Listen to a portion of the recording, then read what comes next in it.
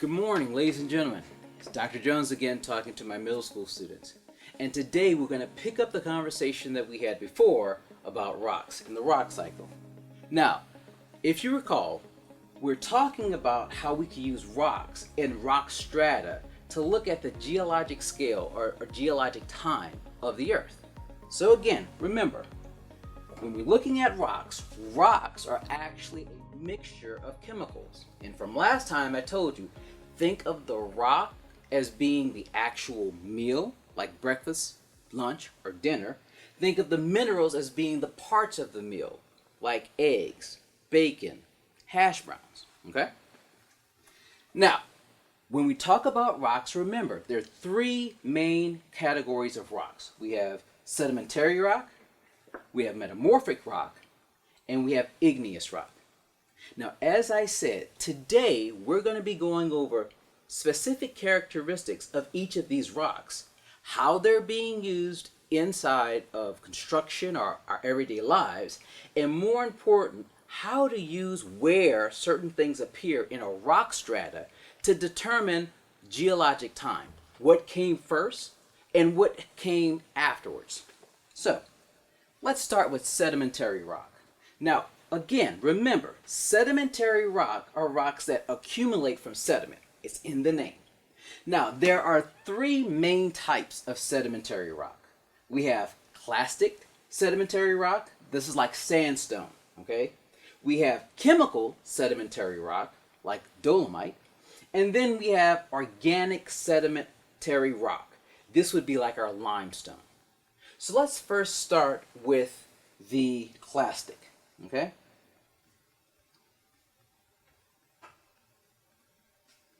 Our clastic sedimentary rock is our sandstone. And so if we're looking, this would be an example of sandstone, okay?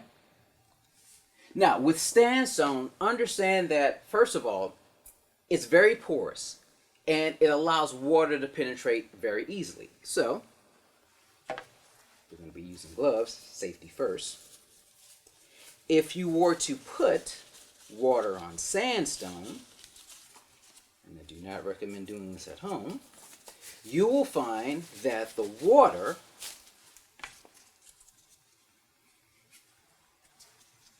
literally penetrates the rock.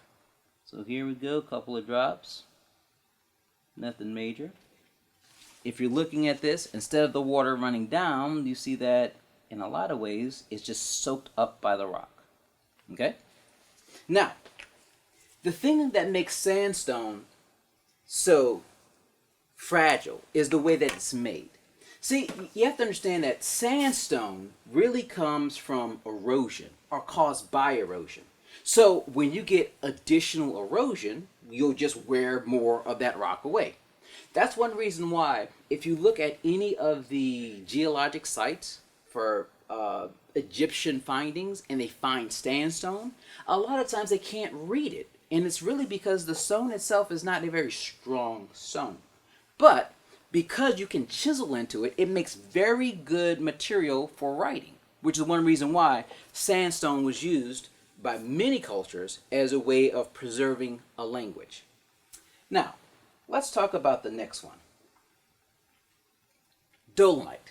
Now remember, you don't want to get Dolomite confused with Dolomite. All right, so with Dolomite, this is a more durable rock, okay? It's slightly porous. So what you're saying is, or what I'm saying is that water won't penetrate through it very easily. So again, and I'll show you with an example. This is an example of our dolomite. Okay? That's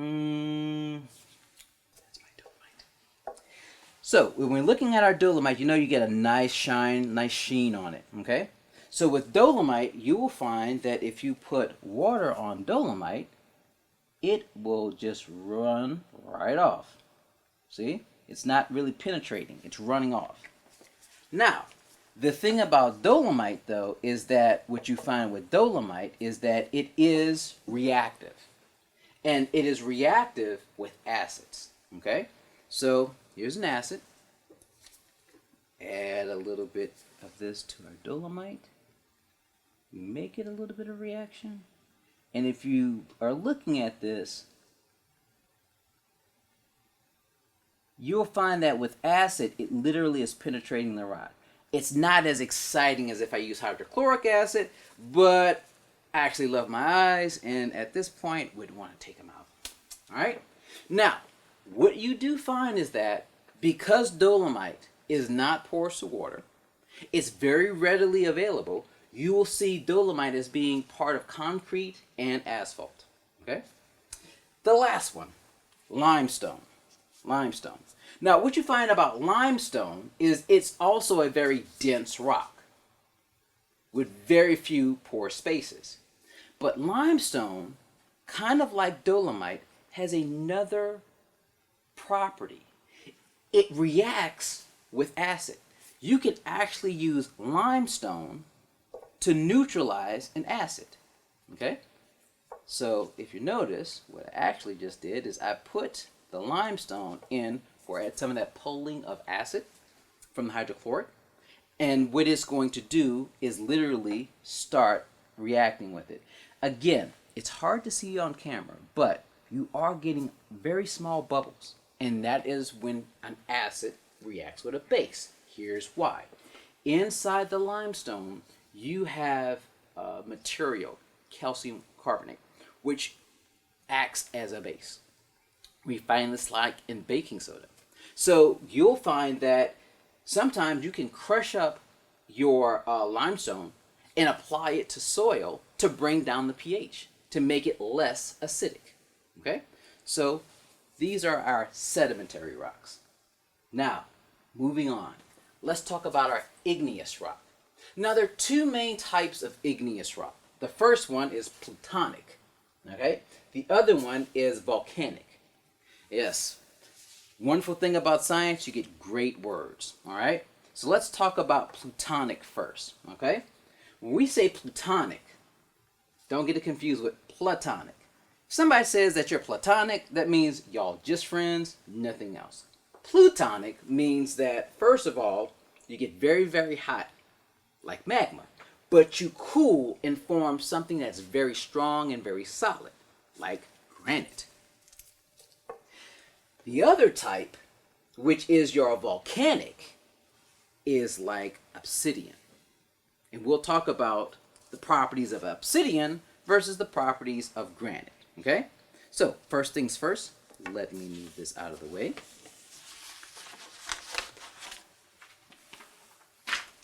All right. Now,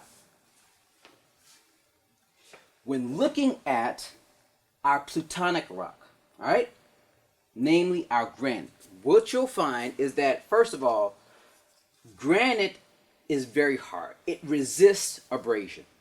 Okay? It can bear a lot of weight, which is one reason why you have like granite countertops. It's used for structural material. It resists weathering. If something is made out of granite, it will last a pretty long time. But the nice thing about granite is, if you look at this and you already see some of the shine, you can polish this. So again, it resists abrasion, meaning that it won't just break away like sandstone. But if you do use a sander or something of that nature, you could polish this to a shine, which is one reason why they make very good countertops. Now, if you notice, this is obsidian. Obsidian also has a very nice shine, but here's the thing about obsidian. The way that it's made is it cools very, very quickly, so it gives it a glass-like appearance. What you may not know is that obsidian can produce an edge that is sharper than steel. So what we're saying is that this rock can actually cut better than steel. And you will find that in certain surgical tools, they actually use obsidian in the blade. Now, for those of you who are D&D players, Dungeons and Dragons, or Game of Thrones fans, obsidian is the same thing as dragon glass. And so if in the gaming world you find an obsidian blade, pick it up. It's very valuable. Lastly, let's talk about metamorphic rock. Remember metamorphosis? All right, so with our metamorphic rock, we have two types: foliated and non-foliated. Okay? Foliated doesn't mean that you fold. However, it does mean that you have layers or bands. So, for those of you who walk around with a lot of cash, you could have your money foliated with a rubber band. So, when you're talking about non-foliated, we're talking about rocks that don't have these layers.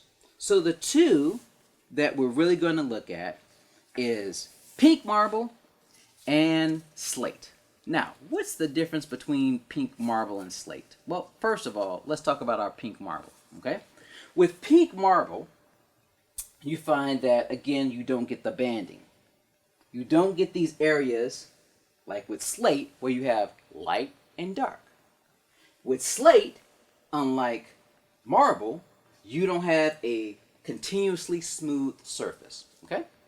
So, let's talk about this. Slate, marble, okay? With our slate, and we'll start with slate.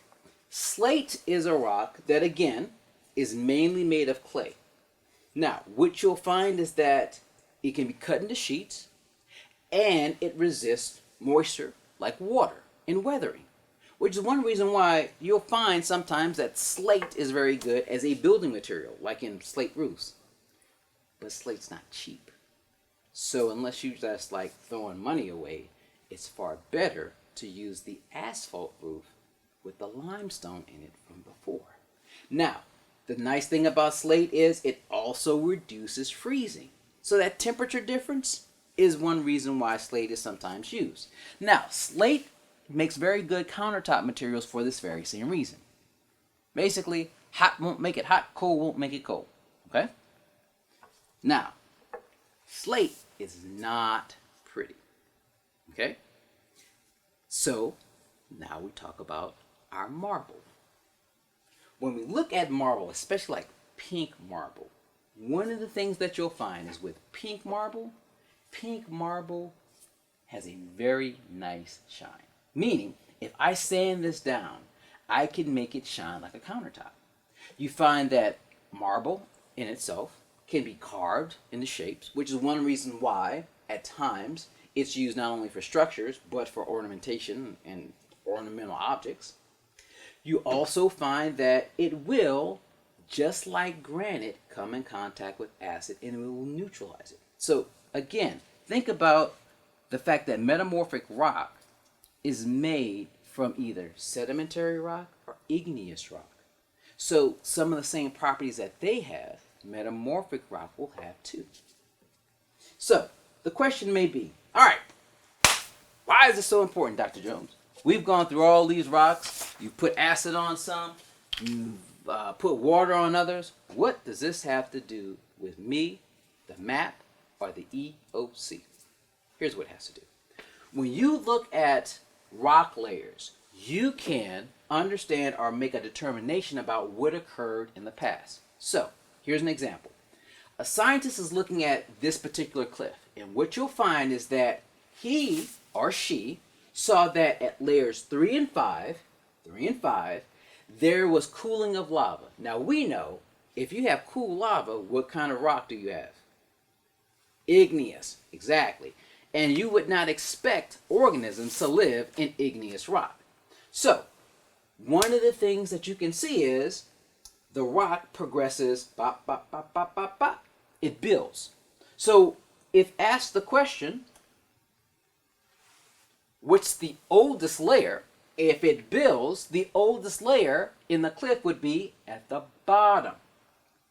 We also can know this because if we look at these two organisms, which one is a ammonite and the other one is a trilobite, are older than these, which would be mammals, birds, and plants. Look at this one. Explain how the location changed over time. Again, if you look at the rocks, here's what you'll notice. Here, you actually have some aquatic species. But notice here you don't. Again, I would think that this would probably be sedimentary rock. Then there was some volcanic activity, and then the organisms that came back were no longer aquatic because now it's dry. Okay? And so my answer would be based on the organisms and based on where it is, that's how I can see how it changed over time. And then this last question. It talks about, can you make a claim about what happened to the dinosaurs as it relates to volcanic activity? Notice what it says. Science claims that volcanic eruptions, blowing up, caused dinosaurs to become extinct. Describe whether you agree or disagree with the scientific claim. Well, let's look at this. Here is a dinosaur track. Here is a volcanic layer, right? Here's another dinosaur track. So do you think that the dinosaurs died out because of this volcano? If they did, they wouldn't be here. So again, you would use a rock or rock layers to give you a story about a time on the earth when we weren't present. So, with all that being said, I just want you to remember, 1, there are 3 types of rocks: sedimentary, igneous, metamorphic. 2, the oldest rock layers are at the bottom. And 3, depending on the organisms in the layers, you could get an idea of what happened, which organisms went extinct, and which organisms were able to survive the catastrophe. Okay? Have a great day, and I'll see you next week.